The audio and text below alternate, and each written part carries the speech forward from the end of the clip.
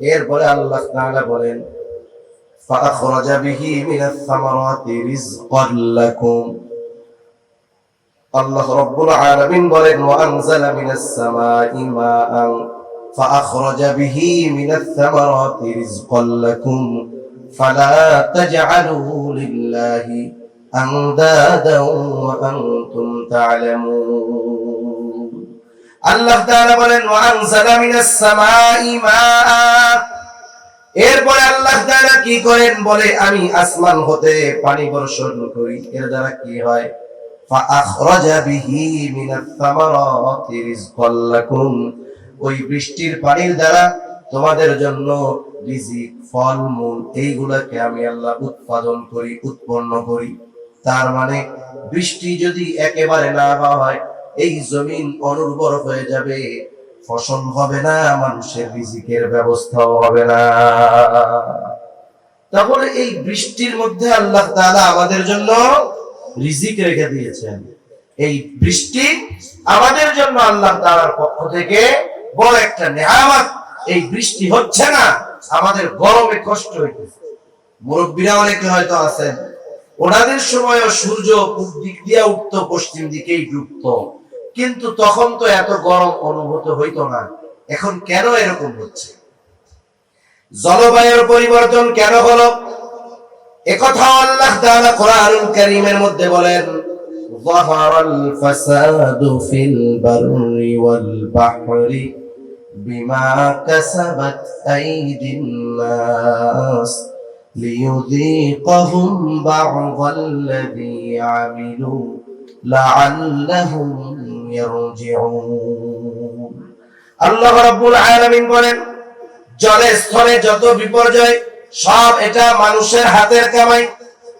সব এটা মানুষের উপার্জন এটা আমরা উপার্জন করেছি আমাদের কর্মের মাধ্যমে যেমন একটা প্রবাদ আছে যেমন কর্ম তেমন ফল আমরা যেমন কর্ম করেছি ওই রকম প্রতিদান আমাদের জন্য আসতেছে এই জন্য এই যে জল এবং স্থলে যত বিপর্যয় দেখা যায় জলে হয় কি বলে জলোচ্ছ্বাস হয় ভূমিকম্প সুনামি হয় তারপরে আয়লা হয় লায়লা হয় প্লাবনে এলাকার পর এলাকা ভাসায় নিয়ে যায় বন্যা হয় স্থলে কি হয় বলে অতি খরা হয় অতি বৃষ্টি হয় অনাবৃষ্টি হয় ভূমিকম্প হয় এই ধরনের জল এবং স্থলে যত বিপর্যয় আসে আল্লাহ তাআলা বলেন সব হলো মানুষের নিজের কর্মফল বিমা কাসাবাত আইদিন নাস মানুষ এগুলো সব হাত দ্বারা উপার্জন করেছে তার মানে মূল কথা যে এগুলো হওয়া কেন বলে এগুলো আমাদের কর্মফল ঠিক কিনা বলে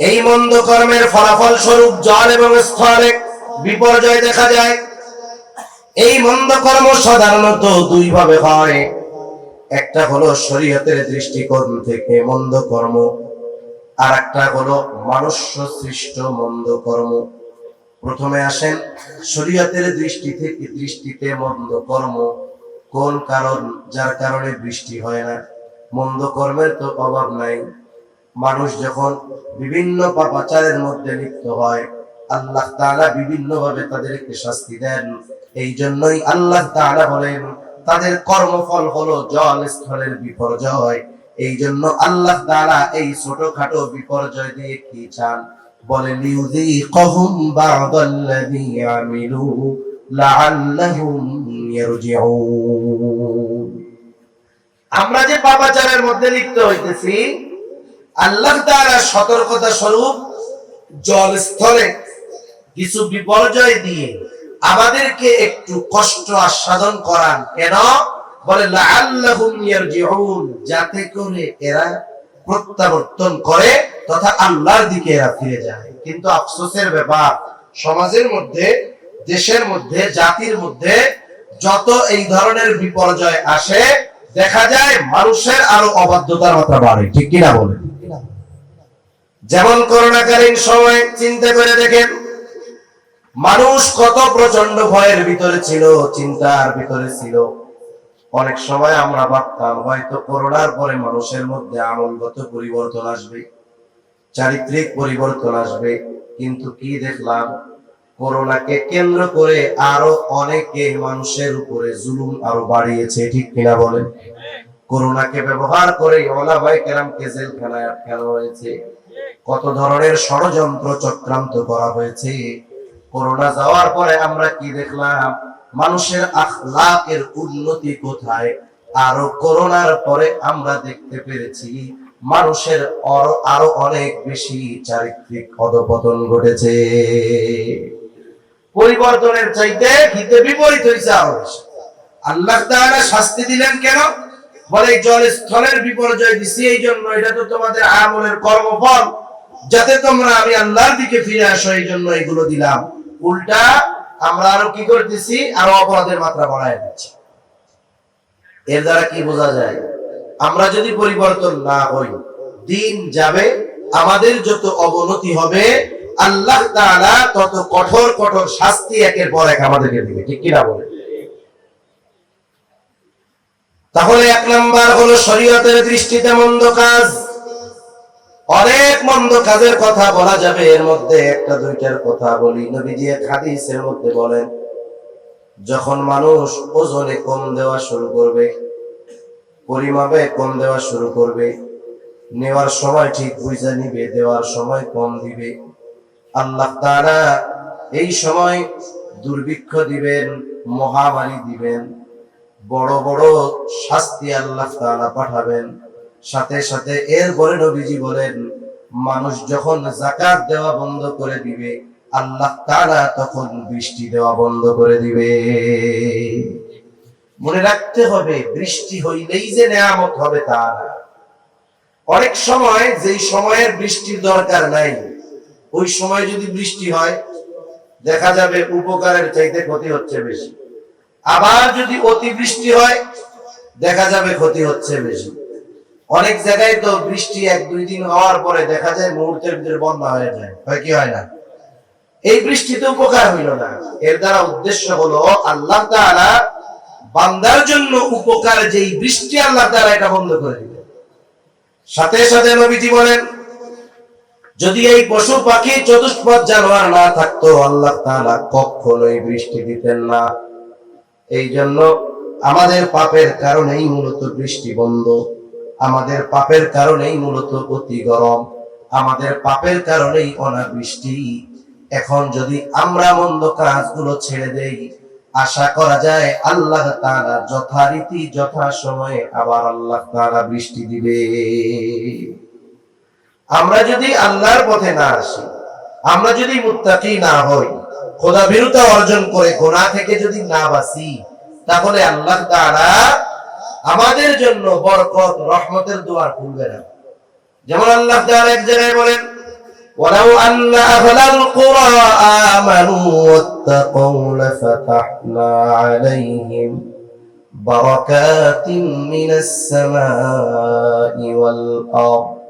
আল্লাহ তাআলা ঘোষণা দিয়ে জানায় দেন, আমরা যদি ঈমান আনতে পারি, আমরা যদি খোদা ভীরুতা অর্জন করতে পারি, মুত্তাকি হতে পারি, তথা গুনাহ পাপাচার ছাড়তে পারি, পাপ যদি ছেড়ে দিতে পারি, প্রকৃত ঈমানদার যদি হতে পারি, আল্লাহ তাআলা বলেন, লাফাতাহনা আলাইহিম বারাকাতিন মিনাস সামাই ওয়াল আরদ। তাহলে আল্লাহ রাব্বুল আলামিন আমাদের জন্য আসমান এবং জমিনের বরকতের দরজা সমূহ খুলে দিবে।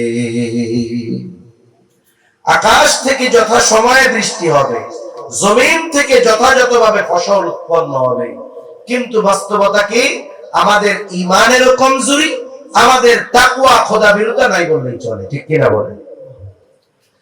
তাহলে মন্দ কাজ দুই ভাবে হয়, একটা হলো শরীয়তের দৃষ্টিতে মন্দ কাজ, আর একটা হলো মনুষ্য সৃষ্ট মন্দ কাজ। এটাকেও শরীয়ত অপছন্দ করে। যে কারণগুলো পরিবেশ বিজ্ঞানীরা বলতেছে যে বৃষ্টি না হওয়ার অন্যতম প্রধান কারণ হলো গ্রিন হাউস গ্যাস বেড়ে যাওয়া। এখন গ্রিন হাউস গ্যাস আবার কাকে বলে? আল্লাহ তাআলার সৃষ্টি কৌশল সম্পর্কে আমাদের জানার দরকার। আল্লাহ তাআলার নিজাম বড় সুন্দর। এই যে সূর্যটা আমরা দেখি, এই সূর্যের আলো সরাসরি দুনিয়ার জমিনে আসে না, একেবারে জমিন থেকে নিয়ে 10,000 থেকে 15,000 মিটার পর্যন্ত, জমিন থেকে নিয়ে 10 থেকে 15 কিলোমিটার পর্যন্ত বিভিন্ন বাতাস গ্যাস আল্লাহ রাব্বুল আলামিন রেখে দিয়েছেন। আর এইগুলো কাজ করে ছাঁকনির ফিল্টারের কাজ করে। এই গ্যাসগুলোকেই বলে গ্রিন হাউস গ্যাস। এই গালোর কাজ কি? বলে সূর্যের আলো যদি সরাসরি পৃথিবীতে আইসা পড়তো তাহলে পৃথিবী বসবাসের উপর অনুপযুক্ত হয়ে যাইত, মানুষ গরমে টিকতে পারতো না। সূর্যের আলোর যেই বেগুনি রশ্মি ওটা যখন গায়ে পড়তো মানুষের জন্য ক্ষতির কারণ হয়ে দাঁড়াইতো। এই যে 10-15 কিলোমিটার যে একটা স্তর আছে বাতাসের স্তর, ওইগুলো হলো ফিল্টারের কাজ করে, ছাঁকনির কাজ করে। ওইগুলো ভেদ করে যখন সূর্যের আলো আমাদের কাছে পৌঁছায়, সূর্যের আলোটা ফিল্টারিং হয়ে যায়। এই দুনিয়ার জমিনে যখন সূর্যের আলো পড়ে ওটা আমাদের জন্য উপকারী ভিটামিন ডি তে পরিণত হয়ে যায়। ওই সূর্যের আলো যদি সরাসরি এসে গাছগাছালির উপরে পড়তো এগুলা বাঁচতো না, একেবারে মরুভূমি হয়ে যেত। আবার যদি এইগুলো না থাকতো রাতের বেলায় কি হইতো জানেন? গোটা পৃথিবী শীতল হয়ে যেত, একেবারে -ডিগ্রি গরম হয়ে যেত। এজন্য আল্লাহ তাআলা আমাদের সুবিধার্থে এই 10 থেকে 15 কিলোমিটার পৃথিবীর শুরু থেকে নিয়ে, জমিন থেকে নিয়ে, ভূপৃষ্ঠ থেকে নিয়ে আকাশের দিকে, গোটা পৃথিবীর চারদিকে এইভাবে প্রায় 10 থেকে 15 কিলোমিটার পর্যন্ত একটা লেয়ার আছে, বাতাসের লেয়ার, বিভিন্ন গ্যাস আছে এর মধ্যে। এখন কি হয়? এইগুলোর কারণে মূলত তাপ বাড়ে কমে। কেমনে? একটা উদাহরণ দিলে বুঝতে সহজ হবে। কঠিন লাগতেছে না তো আপনাদের? কিছু জিনিস আমাদের জানার দরকার, তাহলে আমরা বুঝতে পারবো। এখন কথা হইলো এই গ্যাসগুলোর মধ্যে কি কি গ্যাস আছে? কিছু আছে জলীয় বাষ্প, শুধু বাতাস, কিছু আছে কার্বন ডাই অক্সাইড, কিছু আছে মিথেন গ্যাস। এরকম কিছু গ্যাসের সমন্বয় এইভাবে প্রায় 15 কিলোমিটার ব্যাপী আল্লাহ তাআলা এক স্বচ্ছ কুদরতি ফিল্টার আল্লাহ রেখে দিয়েছেন। সুবহানাল্লাহ। এখন এর নাম গ্রিন হাউস কেন? গ্রিন হাউস নাম হওয়ার কারণ হলো পৃথিবীর কিছু দেশ আছে যেই জায়গায় 12 মাস শীতকাল। মনে রাখতে হবে সূর্যের আলো বিহীন, সূর্যের তাপ বিহীন কোন উদ্ভিদ, গাছ, ফসল জন্ম নিতে পারে না। সূর্যের আলো দরকার, সূর্যের আলো ছাড়া হয় না। শীত প্রধান দেশ, সেইখানে তো সূর্যের আলো অল্প সময় থাকে। আবার শীত যখন থাকে সূর্যের আলোর প্রখরতা, তাপ কম থাকে। ওই সমস্ত দেশে এক ধরনের কাঁচের, স্বচ্ছ কাঁচের ঘর বানানো হয়। ওই ঘর এমন ভাবে বানানো হয় যে কোনো বাতাস বাইরে থেকে ভেতরেও ঢুকে না, আবার ভেতর থেকে বাইরেও যাইতে পারে না। এভাবে এয়ার টাইট করে দেওয়া হয়। এইবার সূর্যের আলো যখন ওই কাঁচের ঘর দিয়ে ভেতরে ঢুকে, ওই ভেতরটা বড় উত্তপ্ত হয়ে যায়, গরম হয়ে যায়। এইবার ওই জায়গায় ওরা শীতকালের যেই দেশগুলো শীত প্রধান দেশ, ওরা শাকসবজি এগুলো চাষ করে। সূর্যের আলোর তাপটাকে দীর্ঘ সময় ধরে রাখে। যখন ভেতরে গরম হয় সূর্যের আলো পড়ে আর ওই যে কাঁচ দিয়ে ঘেরা, তাপটা বের হয়ে ছড়ায় যাইতে পারে না। যেমন একটা উদাহরণ বলি, আপনাদের অনেকের বাড়িতে বিল্ডিং আছে না নাই? বিল্ডিং আছে, রান্নাঘর আছে না? মনে করেন কোন মা বোন যদি একেবারে দরজা জানালা সব আটকিয়ে রান্না করে, গরম কত হবে? 45-50 ডিগ্রি গরম হয়ে যাবে। কিন্তু যদি সব চারদিকে খোলা থাকে, দরজা জানালা থাকে, তাহলে ওইখানে স্বাভাবিক গরম কম লাগবে। কেন? বলে তাপটা ছড়ায় যাইতে পারতেছে। আর গরম কেন লাগে? বলে তাপটা আটকে আছে, ছড়াইতে পারতেছে না, এই জন্য গরম লাগে। ঠিক কিনা বলেন? অথচ রান্না হচ্ছে তাপ এক, কিন্তু তাপ যদি ছড়ায় যাইতে পারে গরম কম লাগে, তাপ যদি না ছড়াইতে পারে গরম তাহলে কি লাগে? বেশি লাগে। এই গ্যাসগুলো হলো ছাঁকনির মতো, ফিল্টারের মতো। এগুলো থাকলে উপকার, না থাকলে ক্ষতি। তবে বেশি হইলে ক্ষতি, একেবারে না থাকলেও ক্ষতি। এখন এই গ্রিন হাউস কেন বলা হইল? বলে এইগুলা তো যেহেতু স্বচ্ছ গ্যাস, পৃথিবীর বুকে যখন সূর্যের আলো পড়ে সবকিছু গরম হয়। যেখানেই আলো পড়ে ওই জায়গাটাই সূর্যের থেকে তাপ শুষে নেয়। সূর্য যখন ডুবে যায় তখন সমস্ত বস্তু তাপকে ছেড়ে দেয়। কিন্তু অসুবিধা হলো ওই গ্রিন হাউস গ্যাসের ফিল্টারের ছাঁকনি গুলো যখন বন্ধ হয়ে যায় তখন আর তাপ ছড়াতে পারে না। রাতের বেলাও তখন গরম বেশি অনুভব হয়। এখন ওই গ্রিন হাউস গ্যাস ইফেক্ট এটা বেশি হয়ে গেলে সমস্যা। এখন গ্যাস বেশি হয় কেন? এই যে গ্যাসগুলো বেশি হইয়া জমিনটা এত গরম থাকে কেন? এর কারণ হলো বলে কার্বন ডাই অক্সাইড বেশি মাত্রায় থাকার কারণে গ্রিন হাউস গ্যাস ইফেক্ট এর প্রভাব পড়ে আর গরম বেশি হয়। যে গ্যাসগুলো আছে একেবারে জমিন থেকে নিয়ে 15 কিলোমিটার পর্যন্ত, এর মধ্যে কার্বন ডাই অক্সাইড প্রায় 60%, প্রায় 60 কার্বন ডাই অক্সাইড। কথাগুলো বুঝতে হয়তো কঠিন হবে, কিন্তু বোঝার দরকার আছে। কার্বন ডাই অক্সাইড কোনটা? সাধারণভাবে আমরা কি বুঝি? শ্বাস যেটা নেই এটা অক্সিজেন, যেটা ছাড়ি এটা কার্বন ডাই অক্সাইড, বিষাক্ত গ্যাস। আমরাই যে শুধু কার্বন ডাই অক্সাইড ছাড়ি তা না, বায়ু দূষণের মাধ্যমে কার্বন ডাই অক্সাইড ছড়ায়। এই যে বড় বড় কলকারখানা, ফ্যাক্টরি, ইটের ভাটা আপনারা দেখতে পান, এই যে ধোঁয়া উড়ে, এগুলাও বিষাক্ত গ্যাস, কার্বন।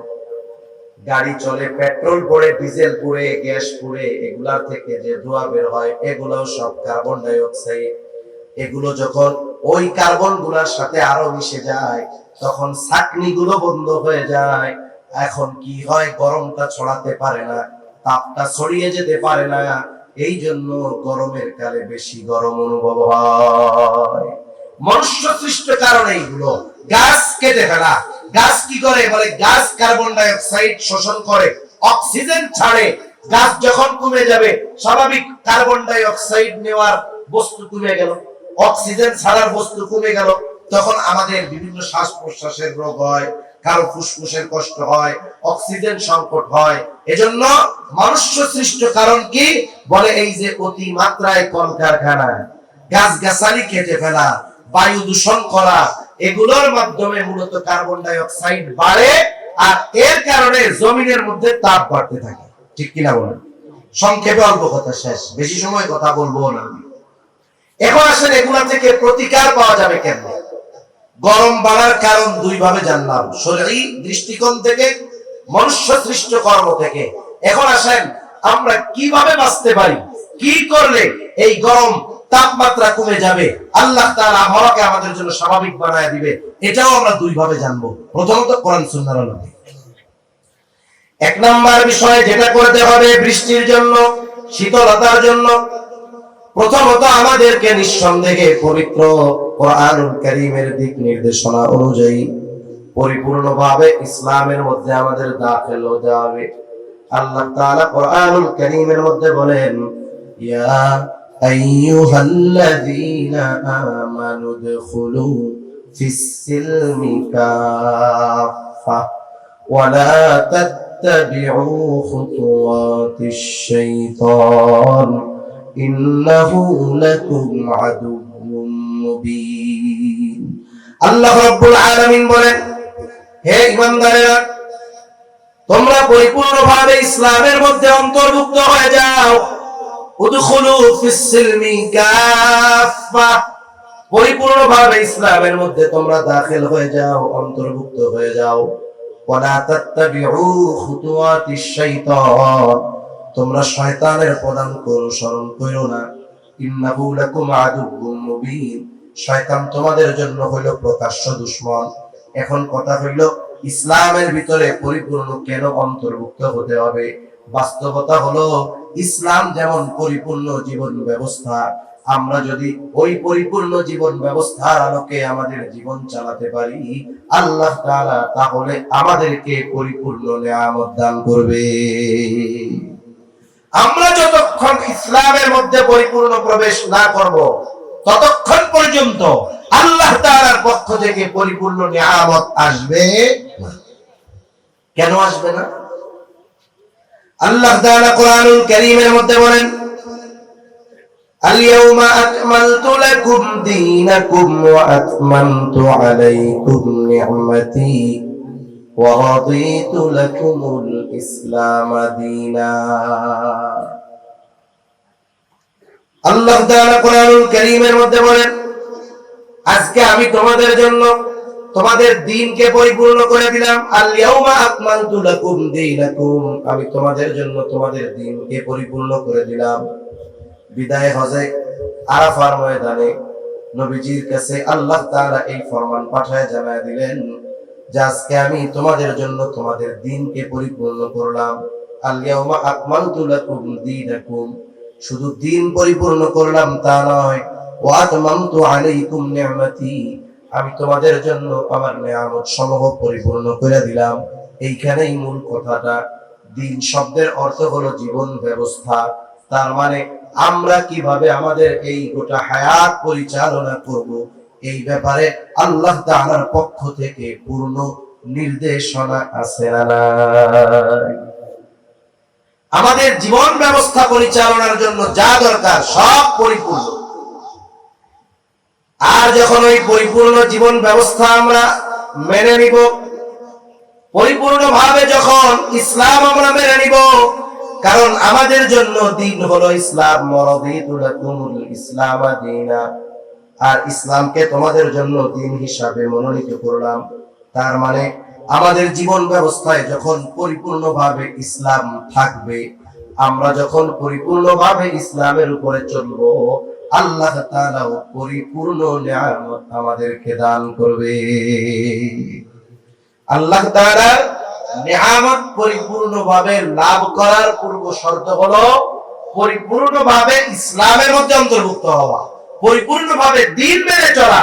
তাহলেই আল্লাহ তাআলার পরিপূর্ণ নিয়ামত পাওয়া যাবে, নাইলে জীবনেও পাওয়া যাবে না। কারণ আল্লাহ তাআলা দ্বীন পরিপূর্ণ করার ঘোষণার পরে নিয়ামত পরিপূর্ণতার ঘোষণা দিয়েছেন। এর দ্বারা বোঝা যায় এটা যে যেই প্রকৃত দ্বীন মেনে চলবে, পরিপূর্ণ দ্বীন মানবে, আল্লাহ তাআলা তাকেই পরিপূর্ণ নিয়ামত প্রদান করবে। ঠিক কিনা বলেন? তাহলে আমরা যে আল্লাহর পক্ষ থেকে নিয়ামত বঞ্চিত হচ্ছি, এর কারণ কি? প্রথম কারণ পরিপূর্ণ ইসলামের মধ্যে দাখিল না হওয়া। দেখা যাবে আমরা ইসলাম বলতে, দ্বীন বলতে বুঝি 5 ওয়াক্ত নামাজ পড়লাম, হজ ফরজ হয়েছে হজ করলাম, যাকাত ফরজ হয়েছে যাকাত দিলাম, শেষ। আমাদের কারো দ্বীন আছে মসজিদের মধ্যে, ঘরের মধ্যে ইসলাম নাই, দ্বীন নাই। অথচ জীবনের প্রতিটা পদক্ষেপে ইসলাম আছে, দ্বীন আছে, এটা মানতেই হবে। ইসলাম কেমনে পথ চলতে হবে এটাও বলে দিয়েছে, ইসলাম কেমনে ঘুমাতে হবে সেটাও বলে দিয়েছে, ঘুমানোর সময় লাইটটা বন্ধ করে ঘুমাতে হবে এটাও ইসলাম বলে দিয়েছে, ব্যবসা কেমনে করতে হবে ইসলাম বলে দিয়েছে, একজনের হকের ব্যাপারে আমার করণীয় কি ইসলাম বলে দিয়েছে। জীবনের এমন কোন দিক নাই যেই জায়গায় ইসলামের দিক নির্দেশনা নাই। তাহলে আমরা পরিপূর্ণ ইসলাম মানি না, এই জন্য আল্লাহ তাআলা আমাদেরকে পরিপূর্ণ নিয়ামত দেন না। এইরকম মাঝে মধ্যে অতি গরম জলশ্বাস, আয়লা লাইলা সিডর দিয়া আমাদেরকে কিছু শাস্তি আস্বাদন করান। কেন? বলে এরা যেন বুঝা আমার দিকে ফিরে আসে। কিন্তু আফসোস আমরা তা বুঝি না, আমাদের আরো অপরাধের মাত্রা বাড়ে।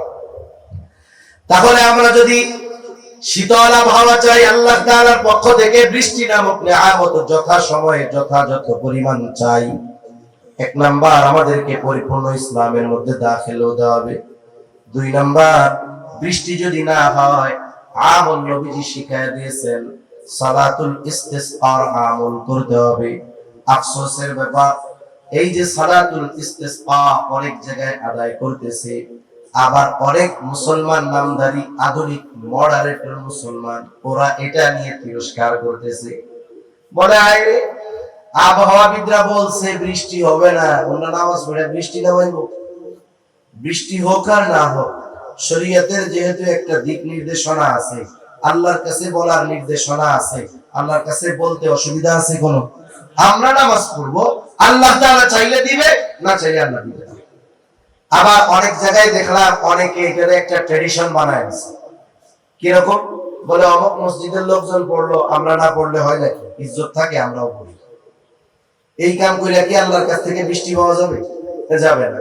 এক জায়গায় একজন আলেম খুব দুঃখ করে বলতেছে, বলে যে হুজুর, আমরা এক জায়গায় সালাতুল ইস্তিসকার আয়োজন করেছি, এলাকার সব উলামায়ে কেরাম আশেপাশের সবাইকে দাওয়াত দিছি।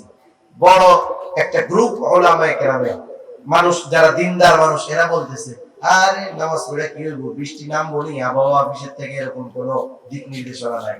চিন্তা করে দেখেন, দিনদার মানুষগুলো, কিছু আলেম যদি আবহাওয়া অফিসের উপরে নির্ভর করে থাকে, তাহলে আল্লাহর উপরে নির্ভর ভরসা গেল কোথায়? ট্রেডিশন বানানো যাবে না, ইবাদত ইবাদতের মতো করতে হবে, যথাযথভাবে করতে হবে। দেখা যাবে সালাতুল ইস্তিসকার আয়োজন হইছে, ওই জায়গা সবাই গেছে, সুদ করে গেছে, ঘুষ করে গেছে, বাটপার গেছে, অন্যের হক মাইরা খাওয়া লোক গেছে, কিন্তু গুনাহ করছে, কিন্তু তওবা কইরা যায় নাই। প্রথমত তো সকলকে খালেস ভাবে তওবা করতে হবে। বৃদ্ধ, শিশু, গবাদি পশু গুলারেও ওই রোদ্রের মধ্যে নিয়ে নামাজে দাঁড়ায় যাইতে হবে। কিন্তু দেখা যাবে আমরা যারা নামাজের মধ্যে অংশগ্রহণ করতেছি, অনেক পাপী আছে, তাওবা করে নাই, ক্ষমা চায় নাই, মাফ চায় নাই, ওই ব্যক্তিও নামাজীদের সাথে গিয়ে নামাজ আদায় করতেছে। কিন্তু প্রথম শর্ত কি? যারা যাবে সকলকে খালেস ভাবে তাওবা করতে হবে, গুনাহ থেকে মাফ চাইতে হবে। যেমন মুসা আলাইহিস সালামের সময় বৃষ্টি হয় না, পয়গম্বর মুসা আলাইহিস সালাম মানুষদেরকে নিয়ে সালাতুল ইস্তিসকা আদায় করবে, এখন নামাজ তো পড়ছে, বৃষ্টি হয় না। আল্লাহ তাআলা মুসা আলাইহিস সালামকে জানায় দিলেন, এইখানে যারা আছে এদের মধ্যে একজন গুনাহগার আছে, পাপী আছে, যার কারণে বৃষ্টি হচ্ছে না। মুসা আলাইহিস সালাম জানায় দিলেন যে তোমাদের মধ্যে একজন আছে পাপী, যার কারণে বৃষ্টি হচ্ছে না। এইবার লোকটার মধ্যে চিন্তা ভয় চলে আসছে, সে আল্লাহ তাআলার কাছে বলতেছে, আল্লাহ রে, এতকাল আমার গুনাহ গোপন রেখে দিলেন, আজকে যদি আমার গুনাহ মানুষের সামনে ফাঁস হয়ে যায়, লজ্জিত হয়ে যাব। ওই লোকটা দিলে দিলে আল্লাহ তাআলার কাছে খালেস তওবা করলো। এইবার আল্লাহ রাব্বুল আলামিন ওই যে বৃষ্টি হইতেছে না, এই লোকটাও যখন তওবা করলো, ওই জামাতে আর কোনো গুনাহগার নাই, সব তওবা করছে খালেস ভাবে। আল্লাহ তাআলা এই কারণে তাদের উপরে যথাযথ পরিমাণ বৃষ্টি আল্লাহ দিয়ে দিল।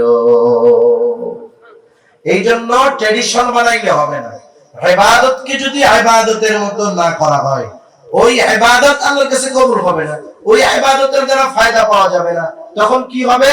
তখন ইসলাম বিদ্বেষীরা এগুলো নিয়ে মজা করবে, ঠিক কিনা বলেন? এজন্য যে কোনো জিনিস করার আগে বিজ্ঞ উলামায়ে কেরামের তত্ত্বাবধানে পরামর্শ সাপেক্ষে সুন্দরভাবে বিষয়গুলো করার দরকার। আবার আফসোস লাগে, দেখেন অনেক জায়গায় দেখলাম সালাতুল ইস্তিসকার অনুমতিও দিতে চায় না। খুব ফলাও করে প্রচার হলো ঢাকা ইউনিভার্সিটির মধ্যে সালাতুল ইস্তিসকা হবে। আমরাও চিন্তা করলাম যাক হোক, কিন্তু একদিন পরে দেখা গেল আবার ঘোষণা, অনাকাঙ্ক্ষিত কারণে সালাতুল ইস্তিসকা সম্ভব নয়। আসলে বিষয়টা হলো ঢাকা ইউনিভার্সিটির মধ্যে ইসলাম পালন এটা কঠিন হয়ে দাঁড়াইছে। আমরা যদি শুধু এইটা মনে করি যে শুধু ঢাকা ইউনিভার্সিটির মধ্যে মনে হয় ইসলাম পালন কঠিন হচ্ছে, তা নয়। সময় গড়াতে দেন, একটা সময় দেখবেন এই 92% মুসলমানের দেশেও পরিপূর্ণভাবে ইসলাম মান্য করা হয়তো কঠিন হয়ে যাবে। এজন্য মুসলমানদের সচেষ্ট সতর্ক থাকার দরকার। আগামী প্রজন্মকে ইসলাম শূন্য করার এক গভীর ষড়যন্ত্র চলতেছে বিভিন্ন ভাবে। কত পদ্ধতিতে যে আসবে, কত পথ দিয়ে যে ষড়যন্ত্রগুলো আসবে, এই পথগুলো নির্ণয় করা আমাদের জন্য কঠিন হয়ে যাবে। কিছু কিছু সময় পাঠ্যপুস্তকের মধ্যে গল্প ঢুকায় দেয়, যেমন গল্প তো অনেকগুলাই আছে, সবচাইতে বেশি প্রসিদ্ধি যেটা লাভ করেছে শরীফ শরীফার গল্প। আফসোস লাগে, একজন মূর্খ মানুষ যে লেখাপড়া জানে না, ওরেও যদি গল্পটা বুঝায় বলা হয়, ও বুঝবে যে এই গল্পের মধ্যে ষড়যন্ত্র আছে, ঠিক কিনা বলে? কিন্তু আমাদের দেশে কয়েকজন বিজ্ঞ লোককে তদন্ত কমিটি করে এই গল্পের কি অসারতা এটা বের করার জন্য দায়িত্ব দেওয়া হবে।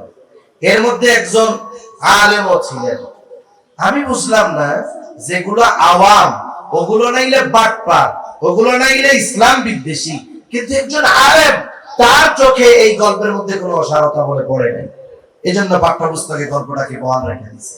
এটার দ্বারা আমাদের সন্তানদেরকে গভীর এক ষড়যন্ত্র করে ইসলাম বিমুখ করার, সমকামী করার এবং লাজ লজ্জা অশ্লীলতার প্রচার প্রসার করার এবং আমাদের সন্তানদেরকে এক অনৈতিক পরিবেশের মুখোমুখি ঠেলে দেওয়ার প্রচেষ্টা করতেছে, ঠিক কিনা বলেন? এরপরে কয়েকদিন শুনতেছি স্কুল কলেজের ক্লাস শুক্রবারেও চালু রাখবে। মনে রাখবেন যে এক এলাকায় শুধু মুহাম্মাদুর রাসূলুল্লাহ আসে নাই, ওই এলাকায় আবু জাহেল ছিল, ঠিক কিনা বলেন? এজন্য চট্টগ্রামে শুধু বুজুর্গ ওলামায়ে কেরামই আছে তা না, এখানে অনেক ইবলিসের খলিফাও আছে, ঠিক কিনা বলেন? শুক্রবারের দিন ক্লাস চালু করবে, অনেকে বলতে পারে হুজুর অসুবিধা কোথায়? অসুবিধা তো আছে। এই জুমার দিন ইসলামের জন্য, মুসলমানদের জন্য একটি গুরুত্বপূর্ণ দিন, ঠিক কিনা বলেন? মানুষ যত কিছুই করুক না কেন, এই জুমার নামাজ মুসলমানদের অন্যতম একটি শেয়ার নিদর্শন। যেই মানুষটা শয়তানের ধোঁকায় পড়ে সারা বছর নামাজ পড়ে না, 5 ওয়াক্ত নামাজ পড়ে না, ওই লোকটাও জুমার দিন কমপক্ষে 2 রাকাত নামাজ পড়ার জন্য মসজিদে আসে, ঠিক কিনা বলেন? একটু আগে আসে, খতিব সাহেব যেই বয়ান দেন, কিছু দ্বীনি কথা, দিক নির্দেশনামূলক কথা শুনে। শহরের মধ্যে বাবা তার ছেলেকে নিয়ে জুমার দিন আগে আগে মসজিদে আসে। এই যে সন্তানগুলো কমপক্ষে সপ্তাহে 1 দিন নামাজ পড়তে আসে, এটাও কিন্তু ইসলাম বিদ্বেষীদের ভালো লাগতেছে না। ওরা এই নামাজ বন্ধ করে দিতে চায়। আগামী প্রজন্ম এদেরকে মসজিদ বিমুখ যদি করতে পারে, অন্যান্য দিন তো সময় নেই, জুমার দিনটা আসতো, এই দিনটাও যদি বন্ধ করে দিতে পারে, আস্তে আস্তে এদেরকে ইসলাম বিদ্বেষী করে তোলা যাবে, এদের মধ্য থেকে ইসলামকে বের করে দেওয়া যাবে। এরা হয়তো মুরতাদ হবে, না হয় বিবারায়ণ হবে, না হয় একেবারে একনিষ্ঠ সেকুলার হয়ে যাবে, ঠিক কিনা বলেন? জোর করা লাগবে না, চাপায়া দেওয়া লাগবে না।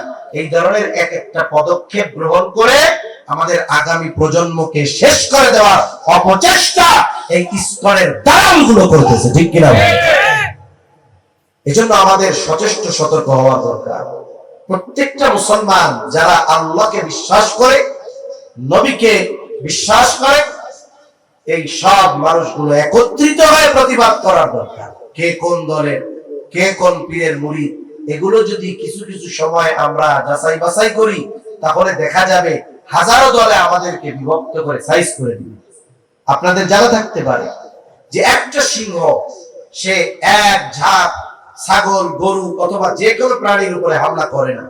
সে প্রথমে কি করে? ওই এক দল থেকে যে কোনো একটাকে সে পৃথক করে। একসাথে যদি 50টা থাকে, ওরা যদি প্রতিবাদী হয়, সিংহ ভয়ে পালাবে। এজন্য সে প্রথমে কি করে? যে কোনো একটাকে আলাদা করে।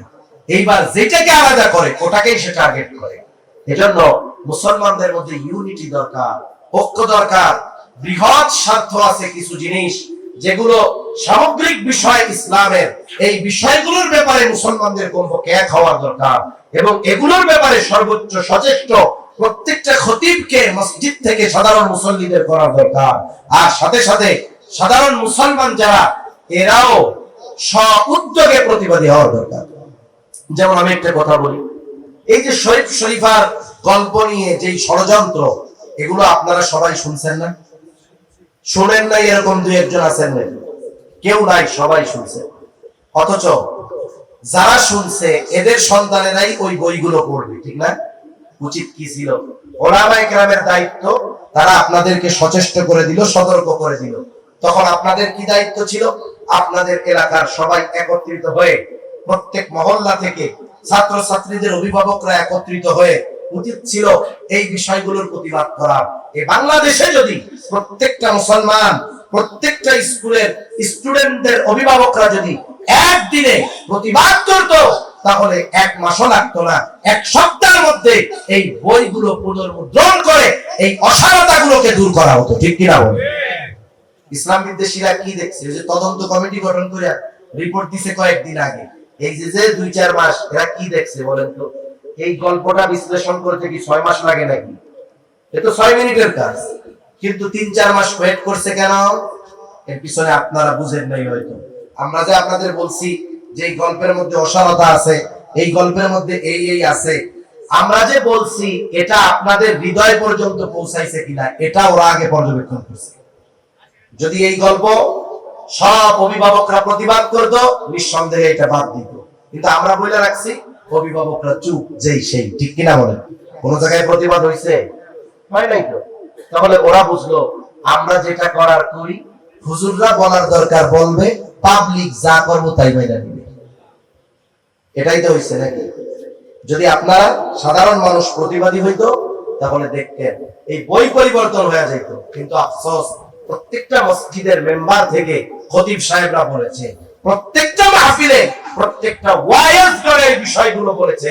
কিন্তু এত বলা আমাদের কর্ণকুহর দিয়ে হৃদয় পর্যন্ত পৌঁছাইতে পারে নাই, যার কারণে আমাদের সন্তানদেরকে যেগুলো পড়ানো হবে ঈমান বিধ্বংসী পড়া, আমরা প্রতিবাদী হতে পারি নাই, যার কারণে বই যা আছে গল্প তাই আছে। সামনে দেখবেন শুক্রবারের দিন ক্লাস চালু করতে যদি চায়, যদি করেও দেয়, এই যে আমরা আপনাদের সতর্ক করতেছি, হয়তো মিডিয়ায় শুনবে, তারাও দেখবে, কিন্তু দেখবেন আমরা বলার কাম বলতেছি, সাধারণ মানুষ শোনার কাম শুনতেছে, সরকার যা করার কাম করবে এরা কোনো প্রতিবাদী করবে না।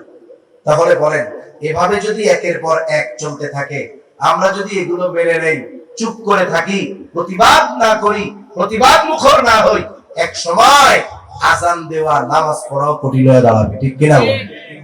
এই জন্য যদি চিন্তা করেন টুপি খুলে নিছে তাতে কি, জামা তো আছে, এখন জামা খুলে নিছে কই তাতে কি, গেঞ্জি তো আছে, গেঞ্জি খুলে নিছে তাতে কি, কই লুঙ্গি তো আছে, এখন লুঙ্গি খুলে নিছে কই তাতে কি, শর্ট প্যান্ট তো আছে।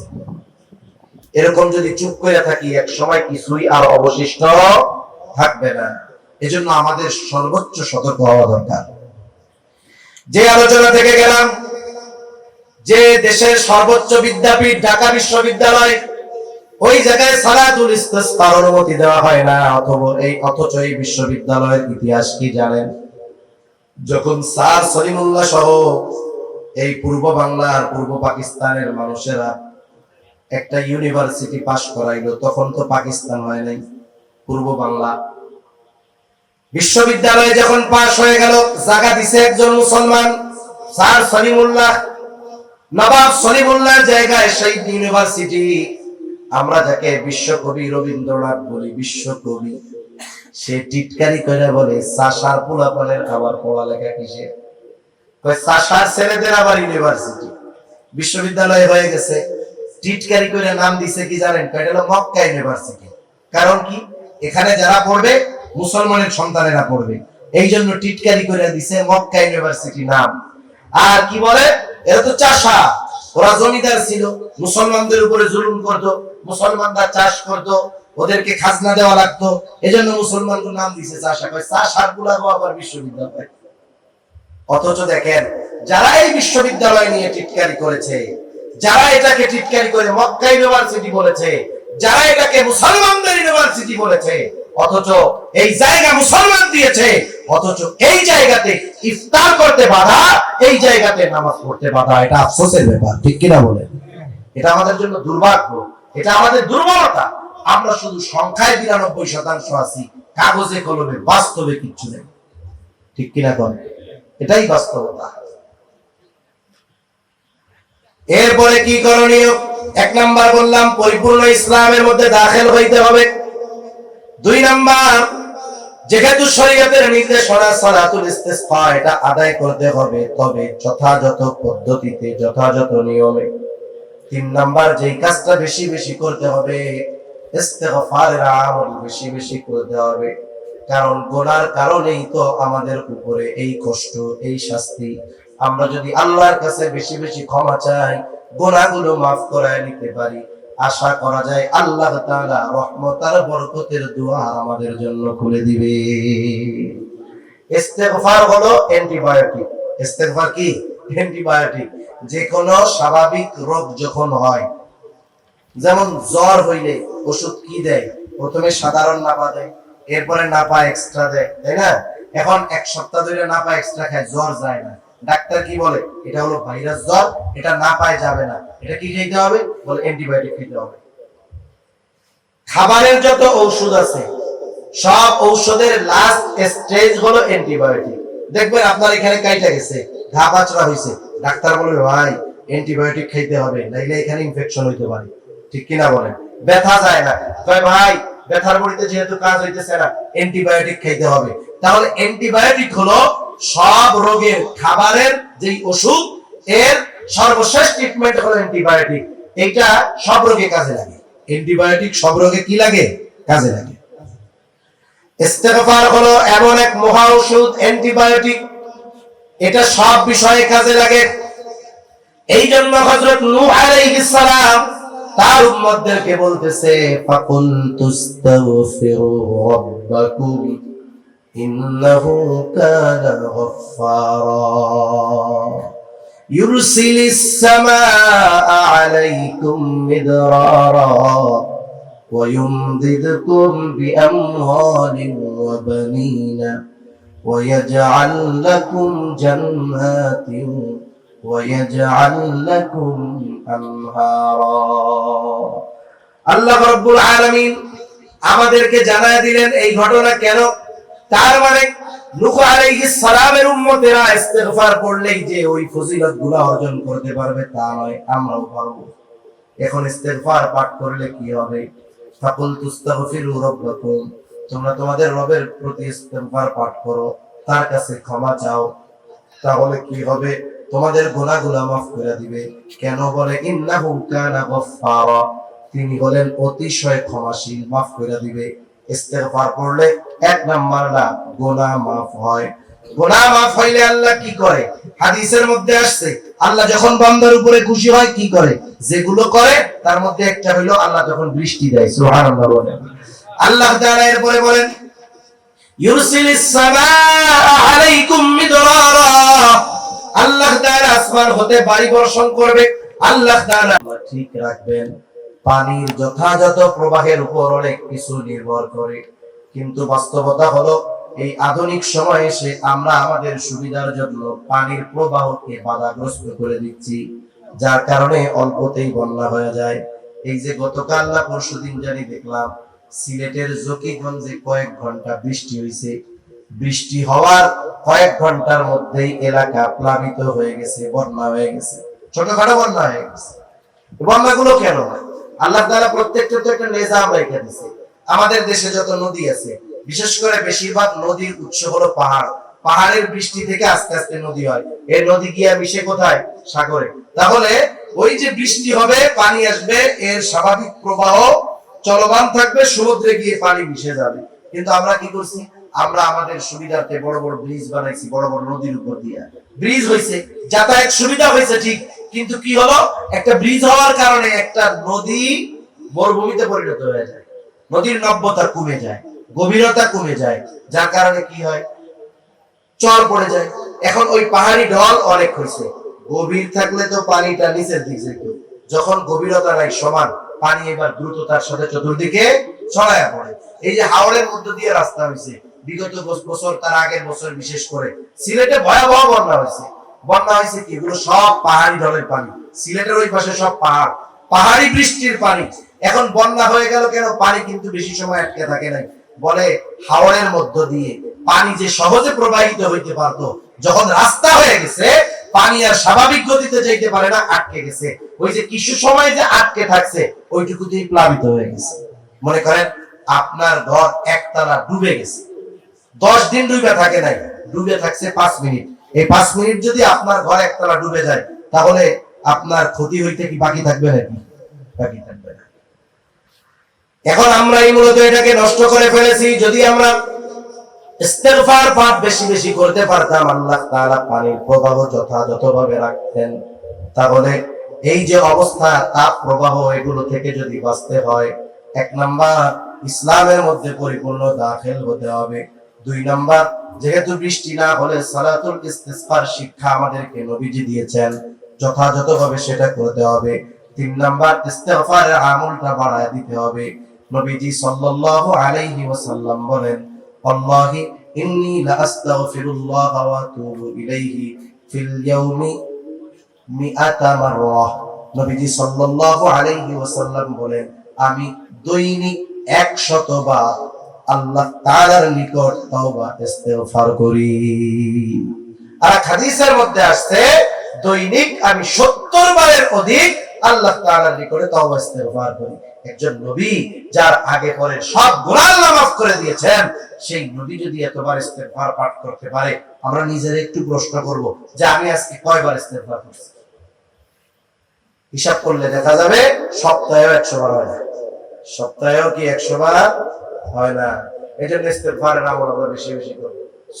ছোটটাই করি, আস্তাগফিরুল্লাহ আস্তাগফিরুল্লাহ, আর যদি আরেকটু বেশি পারি আস্তাগফিরুল্লাহ আল আযীম ওয়া আতুবু ইলাইহি, এটাও করতে পারি। সেজন্য ইস্তিগফারের আমল বেশি বেশি করব।